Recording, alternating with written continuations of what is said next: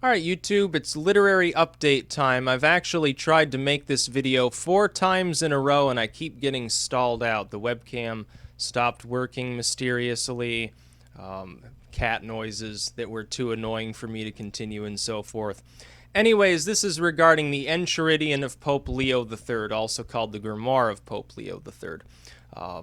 Interesting text, definitely one of the top 4 or 5 that I would recommend for people. I know I've said the Black Pullet is definitely up there.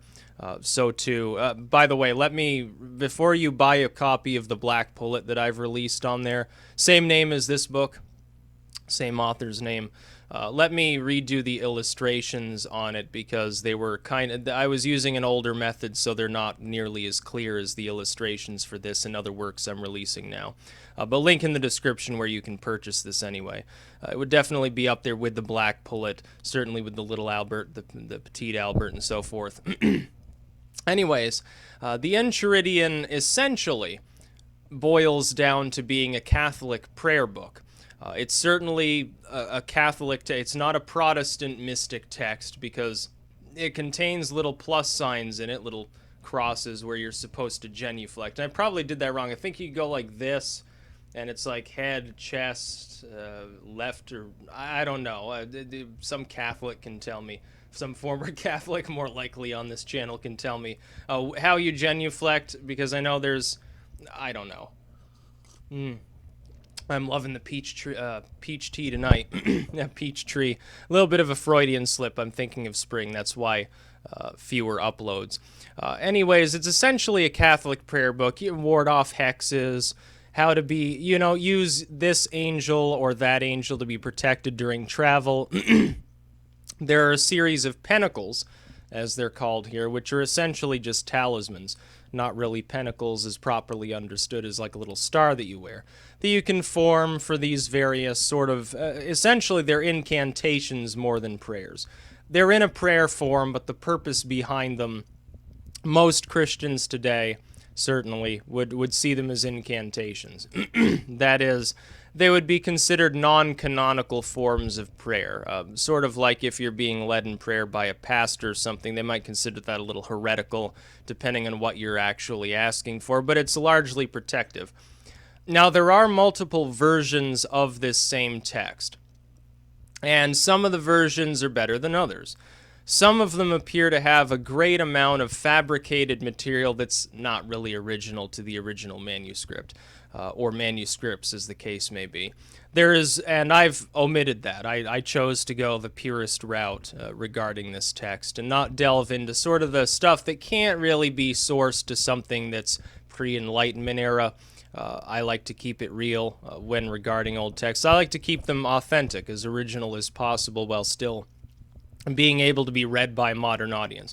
For instance, going through and modernizing the English to get rid of some of the these and thous and some of the arcane terminology, that's one thing, but when you start changing the meaning by inserting material into the text that, for all I know, some modern-day practitioner dreamed up and put it in their own version just for shits and giggles, that to me is unacceptable. You shouldn't denigrate an ancient text or a text from the Renaissance or the Enlightenment in that manner. The only exception is the pact with Satan that actually exists here. Now, it's quite clear to me, and I mentioned this in the foreword of the text, it's quite clear that this pact is not original to the truly genuine, authentic roots of the manuscript. That is, it was obviously added later on. It appears to be, judging from the content, we're talking Enlightenment period inclusion into the Enchiridion. However, I chose to keep that because it's of interest, and it's also obviously not a modern, like, demonolatry ritual or something like that. It's from an older period, and so it's acceptable for inclusion. It's something that's included with at least one variant of the manuscript. Therefore, while not necessarily authentic, it's no less authentic than a version of the Lemegeton that contains the Ars Notoria. And while some omit it and some say, well, it shouldn't have been wrapped up with these other works, a lot of people know that thus is the 5th book within that compilation, which forms a larger grimoire. Well, it's the same exact story here. The pact with Satan, I'm sure, is of more interest to those who are dabblers or practitioners of the black arts, as opposed to the rest of the material, which is sort of Pope Leo and Charlemagne. I mean, I'll read you the letter here that's been transcribed. I'll read this little part for you so that you can sort of get the gist of the meaning behind the text. Letter from Pope Leo III to Charlemagne. He's talking to Emperor Charlemagne, the first emperor of whatever, who cares? Sire, if you believe strongly in the efficacy of the prayers to which I refer here, by the way, I may have mispronounced that, that's okay, and recite with devotion, your influence will reach the highest peaks of spirituality and your power on this earth will be limitless. I much recommend the first sentence. If you recite these with great fervor and at the same time you carry the same written on a piece of virgin parchment, I can guarantee that, whether in battle, whether in the seas, or wherever you shall be, none of your enemies can overcome you in any manner. Not only will you be invincible, but you will surpass all possible obstacles, traps, or tricks. In the name of our Lord Jesus Christ, genuflect. Amen. That little thing is why we're saying it's Catholic. It roots to this pope, but at the same time, if it didn't have genuflections listed in it, you would expect it perhaps to be less authentic.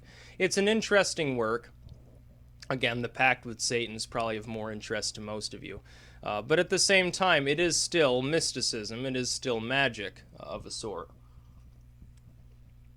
I've released other works. The Philosophical Merlin essentially is just sort of the tarot and I Ching side of mysticism, but it's still worth releasing. It's still a grimoire. By the way, Napoleon's Oraculum and the Philosophical Merlin are basically the same thing. Napoleon's Oraculum in various versions contains much more material, and I'll actually be releasing an edition of that as well. Because I was looking at the two versions on Amazon. Again, this is a continuous fucking problem.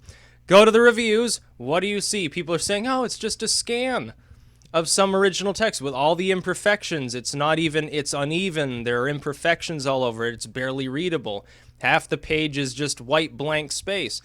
This is what I'm seeking to ameliorate. We've got all of these inexpensive grimoires online, and yet half of them are just cheap, crappy-ass photocopies of some book from somebody's own collection. Well, it's great that you're taking great pains to, I guess, keep it real and authentic. The problem is most of these people appear not to understand what a page margin is. And so as a result, they completely and utterly fail. To them, looking at it on their computer screen, it looks fine. It's nice and big, and it's neat, and everything's peachy keen. Once it actually gets printed out, because of the page margins that they're using within these PDF files, they get all sorts of fucked up. So I'm going through them line by line, editing them myself, and releasing them that way. It's so much nicer to have a final product that's standardized and looks good. The art isn't really low resolution and all fucked up. The only exception within any of the works that I've done that is, admittedly, I mean, it's still selling, really, it's still my second highest seller and nobody appears to be complaining about it, but I'm going to change this anyway. The only one that's got any art problems is the Black Pullet, where I dropped in images that were far below 300 DPI. Oddly enough, it seems most people don't give a fuck. Nobody appears to have complained about it, but I am going to fix that. With this, it's 1200 DPI, so no problems there. I made sure to go all out on the illustrations here. I'm using a new system that's much more clear. I've also got other works that I've completed, but I haven't announced them here yet. But you can also go to the Tarl Warwick Books blog, just fucking Google that, and you'll see all of the works listed there. It's a lot easier for me to make a blog post than a YouTube video regarding this sort of content.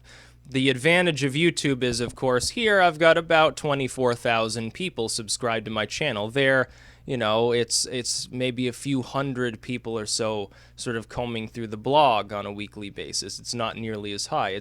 It's getting there, it's getting higher, and it's going to continue getting higher, but it's not there yet, and it's a lot easier for me as far as driving people to my work to use YouTube.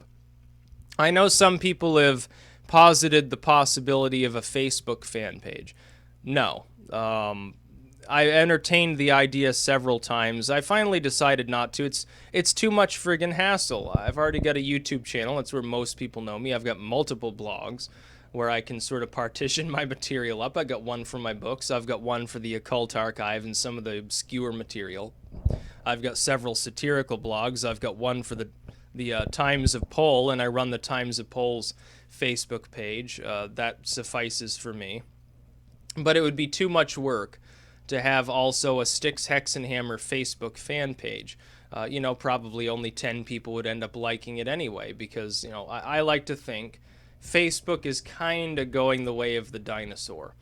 Honestly, there are only a few people on Facebook that I have communicated with regularly. I use it primarily now for trolling, essentially. Facebook is no longer the fun, dynamic, cool place to be. YouTube is a lot more fun, dynamic, and cool, and is likely to remain that way. This Facebook video bullshit is just a cheap rip-off of YouTube, let's face it. Half the videos there are just rip-offs of YouTube videos. They're completely ripping off Google's own copyright on various works, as well as YouTube users. I'm sure some people have probably taken my videos and put them on Facebook without attributing them to my YouTube channel. It doesn't bother me, but at the same time, it's like, well, keep it on YouTube. YouTube's better for videos anyway. It's more interactive. It's less censored now, obviously. Which is odd. In the old day, it used to be, for a while, it was Twitter. Twitter was sort of the uncensored place to air your grievances in 140 characters or less. Now it's heavily censored, it's heavily manipulated. I closed my fucking Twitter, and it's gonna fucking stay closed. If you see anything on Twitter claiming to be from me, it's not from me, because I will never use Twitter again. Or unless if they collapse and they get new management that repeals all their bullshit censorship and algorithm manipulation, then maybe I'll use it. Till then, nope, not going to use Twitter. I'll go on there and look at some satirical shit like Food Network or Conservative Pundit or something like that and have a good chuckle, but I'm not going to be making any tweets. Facebook, again, it's going the way of the dinosaur. It will probably eventually die. It's probably just a data mining operation anyway. At least YouTube has a fucking function. I can post stuff here and it can be seen around the world. So yeah, there's the Enchiridion of Pope Leo. There's a little bit of a rant to go along with it. But link in the description where you can purchase it. It's a good work. I edit it line by line like I have all these other works. It takes a longer period of time to do it that way, but the final result, I don't have to worry about somebody giving me a 1-star review because the format is cheap photocopy that takes up only a quarter of the page, like some of these other people have to deal with. Now, their editions will fall by the wayside, and I'll offer mine cheaper, which is going to continuously build my audience, because eventually there'll be no one competing with me. I'll have destroyed them all. See, I'm a capitalist. Bobby Jones doesn't want to admit that. That's about all. Peace out.